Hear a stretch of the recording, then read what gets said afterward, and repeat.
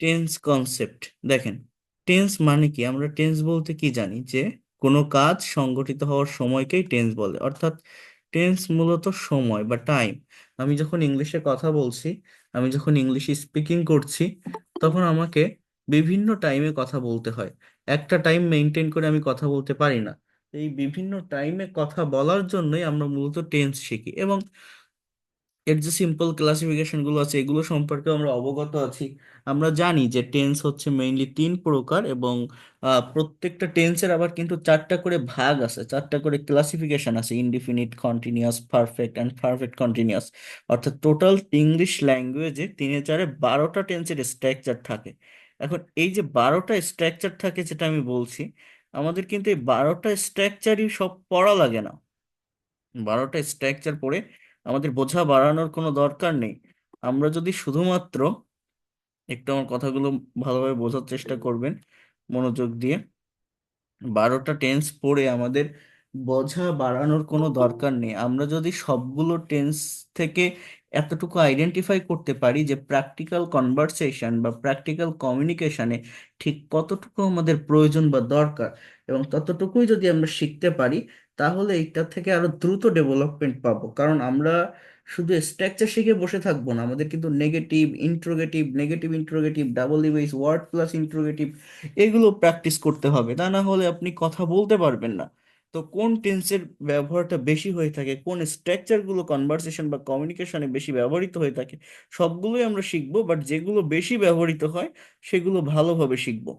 যেমন দেখেন, এখানে বলছে ওই কথাটাই যে প্রতিটা টেন্সকে আবার চার ভাগে ভাগ করা হয়, বাট স্পোকেন ইংলিশের ক্ষেত্রে বা ইংরেজিতে কথা বলার ক্ষেত্রে 12 প্রকার টেন্স পড়ে বোঝা বাড়ানোর কোনো দরকার নেই। আমরা শুধুমাত্র প্রতিটা টেন্সের তিনটা বিষয় পড়বো: তিনটা, সিম্পল, কন্টিনিউয়াস এবং পারফেক্ট। অর্থাৎ মেইনলি দরকার হয় সিম্পল টেন্স গুলো বেশি দরকার হয়, এরপর কন্টিনিউয়াস, তারপর পারফেক্ট টেন্সের ভিতর প্রেজেন্ট পারফেক্টের প্রয়োজন হয়। পাস্ট পারফেক্ট বা ফিউচার পারফেক্ট স্পিকিং এ তেমন লাগে না, প্রয়োজনই হয় না।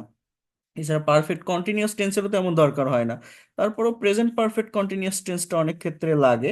তো যাই হোক, সেগুলো নিয়ে পরে আলোচনা করব। আমরা আগে প্রথম থেকে একটু দেখি। দেখেন, all about of simple. Simple মানে ইনডিফিনিট টেন্স, যেগুলো আমরা সারা দিনের 90 থেকে 95% কথাবার্তা, দেখেন একটা বিষয় বোঝেন, 90 থেকে 95% কথাবার্তা শুধুমাত্র সিম্পল, প্রেজেন্ট, পাস্ট এবং ফিউচার ব্যবহার করে বলে থাকি।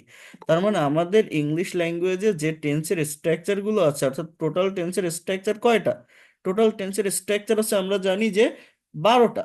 এই 12টার ভিতরে এই তিনটা টেন্স, অর্থাৎ present indefinite, past indefinite, future indefinite এত বেশি ব্যবহৃত হয়, যেটা ওই 9টা টেন্সের ব্যবহারও অতটা হয় না। টোটাল একটা কনভারসেশন বলেন বা একটা স্পিকিং বলেন, যেমন এই যে আমি এখন আপনাদের সামনে লেকচার দিচ্ছি, আমি কিসে কথা বলছি? বাংলায়। তো আমি যে বাংলায় কথাগুলো বলছি, এই সবগুলো কথাই কিন্তু প্রেজেন্ট ইনডিফিনিট টেন্স আমি বলছি। হ্যাঁ, বা প্রেজেন্ট কন্টিনিউয়াস টেন্স হয়তো হতে পারে দুই একটা। তো মেইনলি যে কথাটা বলা হচ্ছে এই জায়গায়, সেটা হচ্ছে যে আমাদের সারাদিনের 90 থেকে 95% কথাবার্তা শুধুমাত্র simple, past, present and future ব্যবহার করে বলে থাকি আমরা। এখন এই তিনটা টেন্স যদি আমরা একটু ভালোভাবে আগে বোঝার চেষ্টা করি, যেমন পাস্ট টেন্সটা কি? কোনো কাজ অতীতে শেষ হয়েছিল কিন্তু তার ফল এখন আর বর্তমানে নেই। অর্থাৎ এখানে বাংলা ক্রিয়াপদে ল বা লাম থাকে। পাস্ট ইনডিফিনিট টেন্সের স্ট্রাকচারটা কি এটাও আপনারা অনেকেই জানেন, যে সাবজেক্ট প্লাস V2, অর্থাৎ ভার্বের পাস্ট ফর্ম, এটাকে আমরা পাস্ট ইনডিফিনিট টেন্স বলি। আর প্রেজেন্ট ইনডিফিনিট হচ্ছে V1, ভার্বের প্রেজেন্ট ফর্ম। এই জায়গাটা দেখেন, এখানে একটা টেবল আছে, একটা ছক আছে, এখানে অনেক সুন্দরভাবে ডিসক্রাইব করা আছে। এইটা যদি একটু দেখেন তাহলে অনেক ভালোভাবে বিষয়গুলোকে বুঝতে পারবেন আপনারা। আমি এখান থেকে একটু দেখাই দেই, তাহলে বুঝতে অনেক বেশি সুবিধা হবে। Try to understand here, wait a minute. Okay, তো এই জায়গায় একটু দেখেন, এখানে প্রথমত লেখা আছে স্টার্টার। দেখেন, I, we, you, he, she, they, it, Rana, এগুলো হচ্ছে সাবজেক্টের অংশ। মানে একটা কথা যখন বলা হয়, একটা কাজ যখন করা হয়, কেউ তো একজন করবে, কেউ তো একজন বলবে, অর্থাৎ একটা সেন্টেন্সের সাবজেক্ট এগুলো হবেই, I, we, you, he, she, তাই না? দেখেন এরপরে যে বিষয়টা, সেটা হচ্ছে লেখা আছে প্রেজেন্ট সিম্পল বা V1, এগুলো হচ্ছে ভার্বের ফর্ম। পাস্ট সিম্পল বা V2, ফিউচার সিম্পল, অর্থাৎ ফিউচার ফর্ম বলতে ভার্বের কোনো ফর্ম হয় না, এখানে শ্যাল বা উইলের পরে ভার্বের প্রেজেন্ট ফর্ম ইউজ করলে সেটা ফিউচার টেন্সে হয় আর কি। আর অবজেক্ট বা এক্সটেনশন যেটা, এটা অটোমেটিক্যালি চলে আসে একটা সেন্টেন্স বা বাক্যে সাবজেক্ট আর ভার্ব পাশাপাশি বসালে বাকি বিষয়গুলো অটোমেটিক্যালি চলে আসে। এখন এই যে ভার্বের যে ফাংশনটা, এইটা মূলত কি, দেখেন আমাদের যে 12টা টেন্সের স্ট্রাকচার আছে, এই স্ট্রাকচারগুলো মূলত কি জানেন? এক স্ট্রাকচারগুলো হচ্ছে মূলত ভার্বের ফর্মের চেঞ্জ। এক একটা টেন্স এর স্ট্রাকচারে এক এক ধরনের ভার্বের ফর্ম ব্যবহৃত হয়, যেটাকে বলা হয় কনজুগেশন অফ ভার্ব। কনজুগেশন মানে রূপ, ভার্বের যে রূপটা, চেহারাটা, সেটা কেমন? প্রত্যেকটা ভার্বের টোটাল 5টা করে ফর্ম থাকে ইংলিশ ল্যাঙ্গুয়েজে। কয়টা ফর্ম বললাম? 5টা ফর্ম। V1 বা present form, V2 past form, V3 এটাকে বলে past participle form, V4 present participle, V5 third person form. তো V4 এবং V5 এই দুটো ফর্ম আর কি আমাদের গতানুগতিক যে গ্রামারের বইগুলো আছে সেগুলোতেও থাকে না, কারণ টেন্স শেখার সঙ্গে সঙ্গে এগুলো অটোমেটিক্যালি শেখা হয়ে যায়। মেইনলি প্রেজেন্ট, পাস্ট এবং পাস্ট পার্টিসিপল এই তিনটা টেন্স বেশি করে জানতে হয়, এবং এটা না জানলে আপনি কিন্তু ইংরেজিতে কথা বলতে পারবেন না। অর্থাৎ টেন্সের স্ট্রাকচার শিখে কোনো লাভ হবে না যদি না আপনি ভার্বের ফর্ম জানেন। কারণ মনে করেন আমি যদি আপনাকে এরকম একটা কথা বলি, সে একটা গাড়ি চালিয়েছিল, বলেন তো এই সেন্টেন্সটার ইংলিশ কি? এখন আপনি হয়তো টেন্স জানেন, টেন্সের সংজ্ঞা পড়ছেন যে চালিয়েছিল, তাহলে ল থাকলে এটা হয়তো পাস্ট টেন্স, চালিয়েছিল অতীতের কথা, আপনি বুঝতে পারছেন। এখন পাস্ট টেন্সের স্ট্রাকচার কি? সাবজেক্ট প্লাস ভার্বের পাস্ট ফর্ম প্লাস অবজেক্ট, অর্থাৎ V2। এখন এই যে বাংলাটা আমি বললাম, সে মানে হি, গাড়ি মানে কার, চালানো ইংরেজি কি, এই শব্দের ইংলিশ যদি আপনি না জানেন তাহলে কিন্তু ওই কথাটাকে কনভার্ট করতে পারবেন না ইংলিশে, বা বাক্যটাকে ট্রান্সলেট করতে পারবেন না। এখন আপনি জানলেন যে ড্রাইভ মানে চালানো, কিন্তু আপনার ওইখানে কি ইউজ করতে হবে? ওই ড্রাইভ ভার্বের পাস্ট ফর্মটা কি? এখন আপনি যদি এইটা না জানেন, অনেকে ড্রিভেন দিয়ে ফেলে, বাট না, ড্রাইভের পাস্ট ফর্ম হচ্ছে DROVE, ড্রোভ। তো আপনি যদি এই জিনিসটাই না জানেন যে ড্রাইভের পাস্ট ফর্ম ড্রোভ, তাহলে ওই টেন্সের স্ট্রাকচার, টেন্সের সংজ্ঞা বা চেনার উপায়, এসব জেনে কিন্তু কোনো লাভ হবে না। আমরা অনেকে পাস্ট টেন্স বলতে মনে করি কি ওয়াজ ওয়্যার বা ডিডের ব্যবহার, বাট না, main verb, principal verb, finite ভার্বের পাস্ট ফর্ম। আমরা অনেকেই আছি শত শত শত শত ভার্ব যার পাস্ট ফর্ম জানি না। মানে প্রেজেন্ট ফর্মটা সবাই চেনে বা জানে যারা একটু পড়ে, কারণ এটা মেইন ওয়ার্ড, কিন্তু এবং এবং এবং পাস্ট পার্টিসিপল যেটা মানে V3, যেমন এই রাইটের past participle written, sang, wast, known, know এর পাস্ট পার্টিসিপল নোন, অর্থাৎ know, knew, known, play, plate, played, drive, drove, driven, draw, drew, drawn. So eat, ate, eaten, অনেকে এটাও জানে যে ইটের past participle eaten, go, went, gone. So eaten, gone, drawn, হ্যাঁ, সাং, written, এগুলো অনেকেই চেনে। কারণ কি জানেন? কারণ V3 যেটা, যারা মোটামুটি ইংরেজি চর্চা করে বা ইংরেজি শেখে, V3 ভার্বের পাস্ট পার্টিসিপল, এটা ব্যবহৃত হয় পারফেক্ট টেন্সগুলোতে, প্রেজেন্ট পারফেক্ট, ফিউচার পারফেক্ট বা পাস্ট পারফেক্ট। এছাড়াও এই ফর্মগুলো কিন্তু প্যাসিভে ব্যবহৃত হয়। প্যাসিভ ভয়েস নামের আমাদের আরেকটা স্ট্রাকচার আছে, অ্যাক্টিভকে রিভার্স করলে প্যাসিভ পাওয়া যায়। তো প্যাসিভের সমস্ত টেন্সেই, মানে সেটা ইনডিফিনিট হোক, কন্টিনিউয়াস হোক, পারফেক্ট হোক বা পারফেক্ট কন্টিনিউয়াস হোক, যতগুলো টেন্স আসে সমস্ত স্ট্রাকচারে মেইন ভার্বের পাস্ট পার্টিসিপল ব্যবহৃত হয়। তো কি বললাম আমি, যে প্রেজেন্ট ফর্মটা শব্দ অর্থ পড়তে পড়তে ওটা মানুষের চেনা হয়ে যায়, পরিচিত হয়ে যায়। ইভেন পাস্ট পার্টিসিপল যে ফর্মটা, ওটার ব্যবহার বেশি, এজন্য ওটাও মানুষ হয়তো অনেকেই জানে বা ওটার সঙ্গে পরিচিত। কিন্তু এই যে পাস্ট ফর্ম, এই যে ভিতরে যেটা V2, এইটা সম্পর্কে বেশিরভাগ স্টুডেন্টসদের, বেশিরভাগ মানুষেরই ধারণা নেই, ধারণা থাকে না, এবং না থাকার কারণে ইংলিশে কথা বলতে পারে না। অতীতের যে কোনো একটা কথাকে ডেসক্রাইব করতে বললে, যে কোনো একটা বিষয়কে ডেসক্রাইব করতে বললে সে পারে না। অর্থাৎ ইট মানে খাওয়া, আমি যদি বলি সে ভাত খেয়েছিল, বলেন তো ইংলিশ কি? অনেকেই বলতে পারবে না এই কথাটা। অনেক ভার্সিটিতে পড়া ছেলে মেয়েও বলতে পারে না।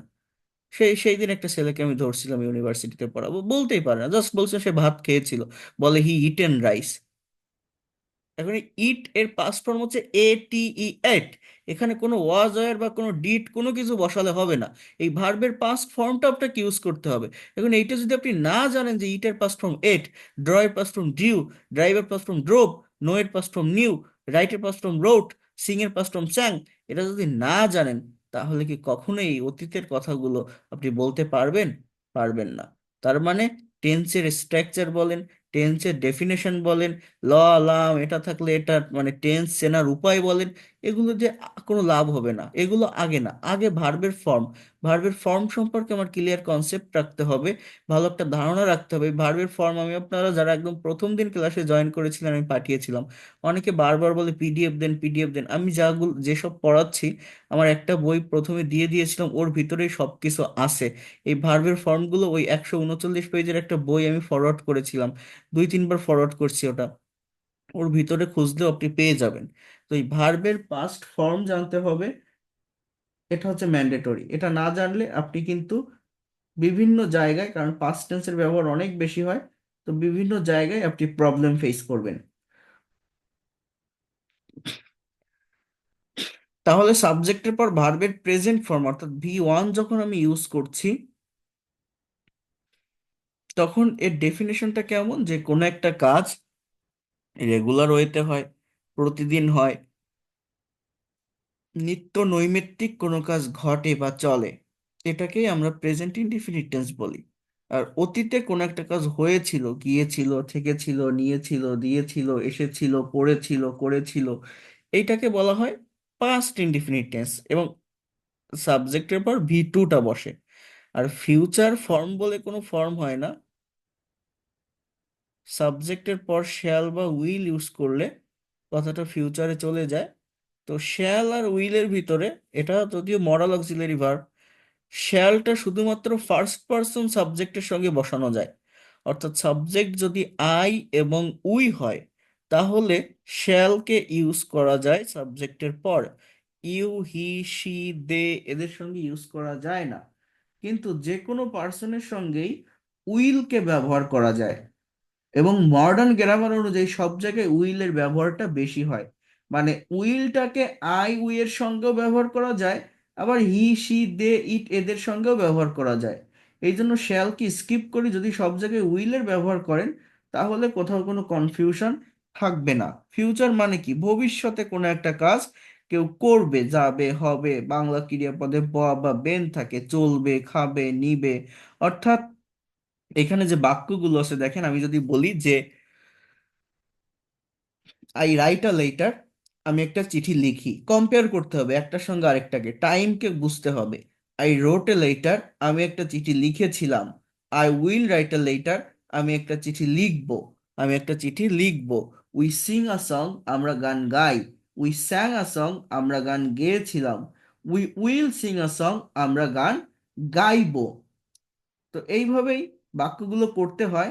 আবারও বোঝেন, ইউ ওয়াচ টিভি, তুমি টিভি দেখো। ইউ ওয়াচ টিভি, তুমি টিভি দেখেছিলে। ইউ উইল ওয়াচ টিভি, তুমি টিভি দেখবে। বাংলা বুঝবেন, আমাদের বাংলার সঙ্গে কম্পেয়ার করতে হবে, because our mother tongue is Bangla. So when you will make any kinds of English sentences, when you will speak in English in primary level, you have to think Bangla firstly, then you try to convert it into English sentences. So you have to compare it with English. She plays football, এই দেখেন, এই she এর সাথে বা he এর সাথে plays, knows, আমি যদি বলি সে তাকে চেনে, he knows him, বা she plays football, say football খেলে, অর্থাৎ দেখেন ওই যে প্রথম ভার্বটাতে রাইটের সাথে ব্র্যাকেটে একটা এস বা ইএস আছে, এটা হচ্ছে প্রেজেন্ট ইনডিফিনিট টেন্সে। সাবজেক্ট যদি থার্ড পারসন সিঙ্গুলার নাম্বার হয়, তাহলে ভার্বের সাথে এস বা ইএস বসে, এটাকে ভার্বের থার্ড পারসন ফর্ম বলে। এটা শুধুমাত্র প্রেজেন্ট ইনডিফিনিট টেন্সে হয়, অন্য কোথাও না। ইংলিশ ল্যাঙ্গুয়েজে পার্সন হচ্ছে 3 প্রকার: ফার্স্ট পারসন, সেকেন্ড পারসন এবং থার্ড পারসন। এই 3 প্রকার পার্সনের ভিতর আই এবং উই এটা first person, you second person, বাকি সব থার্ড পারসন। যেমন হি, সি, ইট, দে, রহিম, করিম, বা THEY, দে, এটা কিন্তু plural. Third person singular number যদি সাবজেক্ট হয়, এবং সেটা যদি প্রেজেন্ট ইনডিফিনিট টেন্সের সেন্টেন্স হয়, তাহলে আমার কি হবে, ভার্বের সাথে এস বা ইএস হবে। তো এই বিষয়গুলোকে একটু মেনটেন করতে হবে। যেমন এই জায়গাটাতে একটু যদি ফোকাস করেন, দেখেন, আই ওয়াচ টিভি, আমি টিভি দেখি। আই ওয়াচ টিভি, আমি টিভি দেখেছিলাম। আই উইল ওয়াচ টিভি, আমি টিভি দেখবো। দেখেন, সাবজেক্ট কিন্তু সাবজেক্টের জায়গায় আছে, অবজেক্ট অবজেক্টের জায়গায় আছে। আমার পরিবর্তনটা কোথায় হলো? কথা বলতে গেলে সময়ের পরিবর্তন করতে, এবং এই পরিবর্তনটা হয় কোন জায়গায়? পরিবর্তনটা কিন্তু হয় মূলত ভার্বের ফর্মে। এই ভার্বটাই মেইন বিষয়। আই ড্রাইভ এ কার, আমি একটা গাড়ি চালাই। আই ড্রোভ এ কার, আমি একটা গাড়ি চালিয়েছিলাম। আই উইল ড্রাইভ এ কার, আমি একটা গাড়ি চালাবো। এখন এই যে বাক্যগুলো আপনারা দেখছেন, বাক্য শুধু তৈরি করলে হবে না, একটা বাক্য বা সেন্টেন্সকে negative, interrogative, negative interrogative, double ইউএইচ ওয়ার্ড যুক্ত ইন্ট্রোগেটিভ, এভাবে আমাদেরকে ট্রান্সলেট করতে হবে।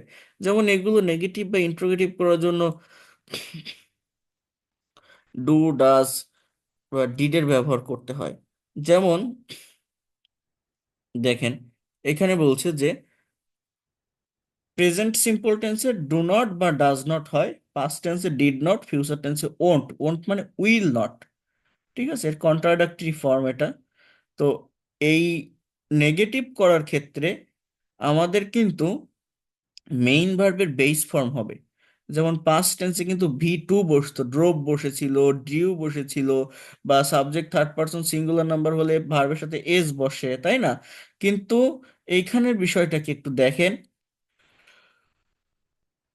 প্রেজেন্ট ইনডিফিনিট টেন্সে subject third person singular number হলে ডাজের ব্যবহার হবে নেগেটিভ করার ক্ষেত্রে। আর পাস্ট টেন্সে যে পার্সনই হোক না কেন ডিডের ব্যবহার হবে। প্রেজেন্ট টেন্সে সাবজেক্ট ফার্স্ট পারসন বা সেকেন্ড পারসন হলে ডু নট এর ব্যবহার করতে হবে। আর আর আপনি ডু, ডাজ, ডিড যাই বসান না কেন, মেইন ভার্বটা একদম বেস ফর্মে বসবে, মেইন ভার্বের ফর্মের কোনো চেঞ্জ হবে না। এই do not, does not, did not কেন বসে জানেন? আমাদের নিয়ম হচ্ছে যে কোনো সেন্টেন্স বা বাক্যকে নেগেটিভ করার জন্য সেই সেন্টেন্স বা বাক্যের ভিতরে যে অক্সিলারি ভার্ব থাকে তার সাথে নট বসালে একটা বাক্য নেগেটিভ হয়।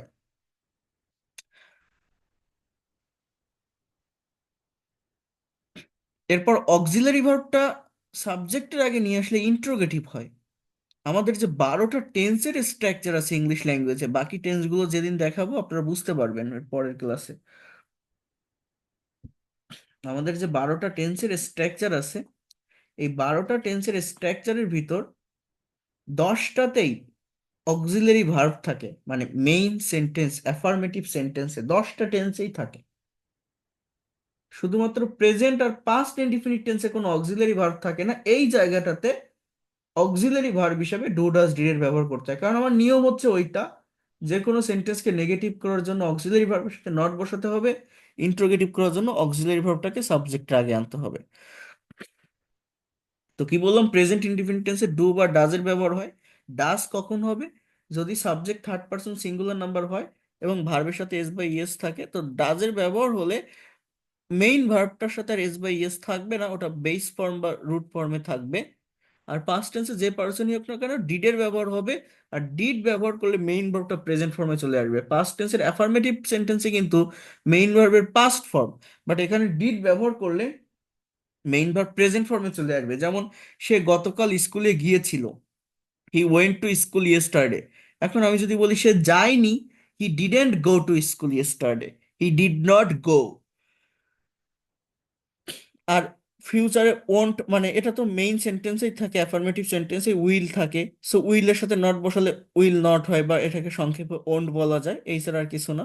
যেমন I do not play football, we did not sing a song, অথবা হি ডিডেন্ট ড্র পিকচার, অথবা they won't, they will not go there. Bangla কি, তারা সেখানে যাবে না। অথচ এই সেন্টেন্সগুলোর উপর অনেক প্র্যাকটিস থাকবে। দেখেন, আই ডোন্ট প্লে ফুটবল, আমি ফুটবল খেলি না।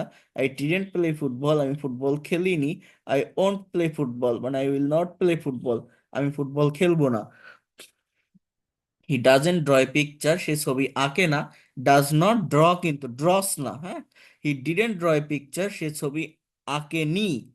হি ওন্ট মানে will not draw a picture, সে ছবি আঁকবে না। দেখেন, আমি যদি এখানে বলতাম, যদি অ্যাফার্মেটিভ করতাম, he draws a picture, he drew a picture, he will draw a picture, এই ধরনের সেন্টেন্স কিন্তু আমার হতো। ঠিক আছে। আর ইন্ট্রোগেটিভে কি হবে? ওই ডু, ডাজ, ডিড বা উইল, মানে অক্সিলারি ভার্বটা সাবজেক্টের আগে চলে আসবে। এটাকে ইন্ট্রোগেটিভ বলে, মানে প্রশ্নবোধক। দেখেন ইংলিশ ল্যাঙ্গুয়েজে প্রশ্ন বা কোশ্চেন দুই ভাবে করা হয়। একটা হচ্ছে এই ডাব্লিউএইচ ওয়ার্ড দ্বারা, আর একটা হচ্ছে এই অক্সিলারি ভার্ব দ্বারা। অর্থাৎ অক্সিলারি ভার্ব দ্বারা যে কোশ্চেনটা হয় তাকে মূলত বলা হয়,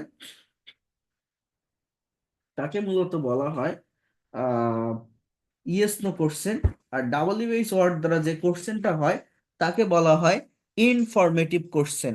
মানে অক্সিলারি ভার্ব দিয়ে যে কোশ্চেনটা হয় তার উত্তর ইয়েস বা নো দিয়ে কমপ্লিট করা যায়। আর ডাব্লিউএইচ ওয়ার্ড দিয়ে যে কোশ্চেনটা হয় সেখানে আমাকে ডিটেলস ইনফরমেশন দিতে হয়। যেমন আমি যদি বলি যে does he write a letter, সে কি একটা চিঠি লেখে, আপনি বলতে পারেন যে ইয়েস, ইয়েস, আর নো, হ্যাঁ বা না। কিন্তু আমি যদি বলতাম why does she write a letter, মানে সে কেন চিঠি লেখে, why does he write a letter, সে কেন চিঠি লেখে, তখন কিন্তু আর আপনি ইয়েস নো বলতে পারবেন না। আপনাকে ডিটেলস একটা অ্যান্সার দিতে হবে যে সে এই কারণে বা এই জন্য সে চিঠিটা লেখে। অর্থাৎ আমার ডিটেলসে কিন্তু একটা অ্যান্সার এই জায়গাটাতে দিতে হবে। এইটা একটু আপনারা বোঝার চেষ্টা করেন।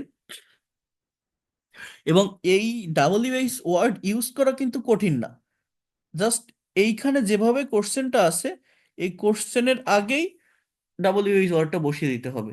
Does he write a letter, সে কি চিঠি লেখে, এখানে একটা ইন্টারোগেটিভ চিহ্ন হবে, এটা একটু দিয়ে নিয়েন আপনারা। Did he write a letter, সে কি চিঠি লিখেছিল। Will he write a letter, সে কি একটা চিঠি লিখবে, তাই না? এরপর দেখেন, আরেকটু বোঝার চেষ্টা করেন। এখানে এগুলো তো ইন্ট্রোগেটিভ, আমরা কিন্তু আরেকটা বাক্য তৈরি করি, সেটা হচ্ছে নেগেটিভ ইন্ট্রোগেটিভ। নেগেটিভ ইন্ট্রোগেটিভটা কি? যেমন don't I sing a song, আমি কি গান গাই না। Didn't I sing a song, আমি কি গান গাইনি, মানে গান করিনি। Won't I sing a song, আমি কি গান গাইবো না। মনে করেন আপনি রাতে এখন ভাত খাবেন, এখন আপনার একটা ছেলে আছে বা মেয়ে আছে, সে খেতে চাচ্ছে না। তো আপনি তাকে বলছেন যে তুমি কি ভাত খাবে না, ইংলিশ কি, will you not eat rice. মানে এই উইল ইউ নটটাকে কন্ট্রাস্টে বা সংক্ষেপে বলা হয় যে won't you eat rice. Won't you eat rice, তুমি কি ভাত খাবে না। তাহলে টোটাল আমরা কি কি sentence pi? I play football, আমি ফুটবল খেলি। আই ডোন্ট প্লে ফুটবল, আমি ফুটবল খেলি না। ডু আই প্লে ফুটবল, আমি কি ফুটবল খেলি। ডোন্ট আই প্লে ফুটবল, আমি কি ফুটবল খেলি না। ডোন্ট আই প্লে ফুটবল, আমি কি ফুটবল খেলি না। পাস্ট টেন্সে আই প্লেইড ফুটবল, সাবজেক্ট পরে ভি টু, অর্থাৎ ভার্বের past form. I played football. হ্যাঁ, এরপরে কি, যে আই ডিডেন্ট প্লে ফুটবল, আমি ফুটবল খেলিনি। ডিড আই প্লে ফুটবল, আমি কি ফুটবল খেলেছিলাম। ডিডেন্ট আই প্লে ফুটবল, আমি কি ফুটবল খেলিনি। ডিডেন্ট আই প্লে ফুটবল, আমি কি ফুটবল খেলিনি। এরপর দেখেন যে স্টেপ 3, মানে এর আগে ডাবল ইউএস, মানে ওই যে ইন্ট্রোগেটিভ, ইভেন নেগেটিভ ইন্ট্রোগেটিভ, এর আগে যদি ডাব্লিউএইচ ওয়ার্ড বসান তাহলে ডাব্লিউএইচ ওয়ার্ড যুক্ত ইন্ট্রোগেটিভ সেন্টেন্স তৈরি হয়ে যায়। যেমন when did you sing a song, তুমি কখন গান করেছিলে। Where will you sing a song, তুমি কোথায় গান করবে। বা why don't I sing a song, আমি কেন গান করি না। When didn't you sing a song, তুমি কখন গান করনি। হ্যাঁ, why don't you go there, তুমি কেন সেখানে যাও না। এরপর দেখেন এখানে আরেকটা বিষয় আছে, সেটা হচ্ছে এই ডু ভার্বের ব্যবহার। তো এটা নিয়ে আমি আর কথা বলবো না, আমি এখন আপনাদের আরেকটা বিষয় একটু দেখাবো। সেটা এইখান থেকে না, যারা আমার ফ্রি ক্লাস করেছিলেন, আমার ফ্রি ক্লাসে যারা যুক্ত ছিলেন, কন্টিনিউয়াস এবং পারফেক্ট টেন্স পরের ক্লাসে দেখাবো। আজকের ক্লাসে এতগুলো দেখাতে গেলে আপনারা কনফিউশনে পড়ে যাবেন। ইনডিফিনিট টেন্স গুলো দেখবেন, কিভাবে নেগেটিভ ইন্টারোগেটিভ করতে হয় এগুলো একটু দেখবেন। আরেকটা বিষয় হচ্ছে, যারা আমার ফ্রি ক্লাসে ছিলেন, দুইটা ক্লাসেই আমি এটা দেখিয়েছিলাম, স্পিকিং, অর্থাৎ ইংলিশে কিভাবে আপনি সার্টেইন টপিকের উপর প্রেজেন্টেশন দিতে পারেন, স্পিকিং করতে পারেন। অর্থাৎ প্রেজেন্টেশন বা স্পিকিং এর যে বিষয়টা, আমি কি বলছিলাম যে আমরা শুধু টেন্স শিখে বসে থাকবো না, আমাদের এগুলোকে প্র্যাকটিক্যালি ইউজ করতে হবে। প্র্যাকটিক্যালি এর ব্যবহারটা আমাদের করতে হবে। তো প্র্যাকটিক্যালি আমরা কিভাবে ইউজ করতে পারি বা কিভাবে এটাকে ব্যবহার করতে পারি, আমার এখানে পরিবর্তনটা কোথায় করতে হয়? পরিবর্তনটা মূলত ভার্বের ফর্মের উপর করতে হয়।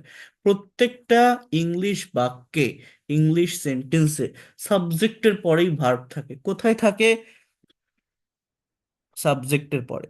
যেমন দেখেন কিভাবে সার্টেন টপিকের উপর কোনো গ্রামাটিক্যাল মিস্টেক ছাড়া স্পিকিং করা যায় বা প্রেজেন্টেশন দেওয়া যায়। যে কোনো টপিকের উপর কথা বলতে গেলে আমাদের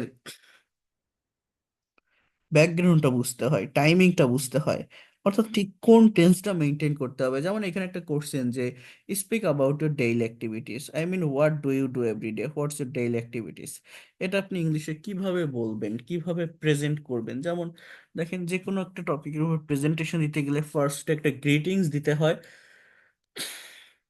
তো সেইভাবে এখানে একটা গ্রিটিংস দেওয়া আছে যে আসসালামু আলাইকুম, good afternoon you all, I am Sakib before you, মানে বিফোর ইউ বলতে ইন ফ্রন্ট অফ ইউ, আমি আপনাদের সামনে সাকিব বলছি। I am really glad to share my feelings, অর্থাৎ আমি সত্যি আনন্দিত আমার অনুভূতিটা ব্যক্ত করতে পেরে। I will try to say something about my daily activities, আমি আমার প্রতিদিনের কাজকর্ম সম্পর্কে কিছু বলার চেষ্টা করব। I get up early in the morning everyday, আমি প্রতিদিন খুব সকালে ঘুম থেকে উঠি। Then I brush my teeth, তারপর আমি আমার দাঁত ব্রাশ করি। আই ডু সাম এক্সারসাইজ, আমি কিছু ব্যায়াম করি। I refresh my self and take my breakfast, আমি ফ্রেশ হই এবং আমার ব্রেকফাস্ট করি। তাহলে কেউ কোনো কাজ অ্যাজ ইউজুয়াল করে, রেগুলার ওয়েতে করে, প্রতিদিন করে, এটা প্রেজেন্ট ইনডিফিনিট টেন্সের ভিতর যায়। কোন টেন্সের কথা বলছি? প্রেজেন্ট ইনডিফিনিট টেন্সের ভিতরে কিন্তু এটা আসবে, অর্থাৎ সাবজেক্টের পর ভার্বের প্রেজেন্ট ফর্ম এখানে বসতেছে। এরপর দেখেন, then I get ready to go to office at 9:30 a.m. Then I start doing my work. আমি আমার কাজ শুরু করি। I take lunch at 2 p.m. আমি 2টায় আমার লাঞ্চ করি। After that I come back from office at 5 p.m. তারপর আমি 5টায় অফিস থেকে বাসায় আসি। Then I spend some times with my family, আমার পরিবারের সাথে কিছু সময় কাটাই। Then I learn English for 1 hour, 1 ঘন্টার জন্য ইংরেজি শিখি। Then I take my dinner at 10 p.m. আমি 10টায় আমার ডিনার করি and I go to bed for sleeping at 11 p.m. আমি 11টায় বেডে ঘুমাতে যাই। So that's all about my daily activities, right? কিন্তু দেখেন, আমি আপনাদের কি বলছি, আমরা টেন্স কেন শিখতেছি, এটার মেইন রিজনটা কি, কারণটা কি? আমাদের সময়ের পরিবর্তন করতে হবে, কালের পরিবর্তন করতে হবে। আমরা কখনো জাস্ট একটা সিচুয়েশনটাকে, একটা টাইমকে মেনটেন করে এগোতে পারি না, আমাদের টাইমের পরিবর্তনটা করতে হয়। যেমন আমি যদি এখন আপনাদেরকে বলি যে what did you do today, আপনি আজকে সারাদিন কি করলেন, আজকে সারাদিন সকাল থেকে সন্ধ্যা পর্যন্ত কি করলেন, অথবা what did you do yesterday, আপনি গতকাল সারাদিন কি করেছিলেন।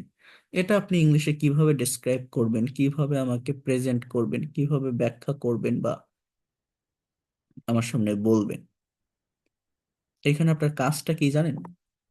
ভার্বের উপর, অর্থাৎ ভার্বের ফর্মেট চেঞ্জ করতে হবে, ভার্বের ফর্মের পরিবর্তন করতে হবে।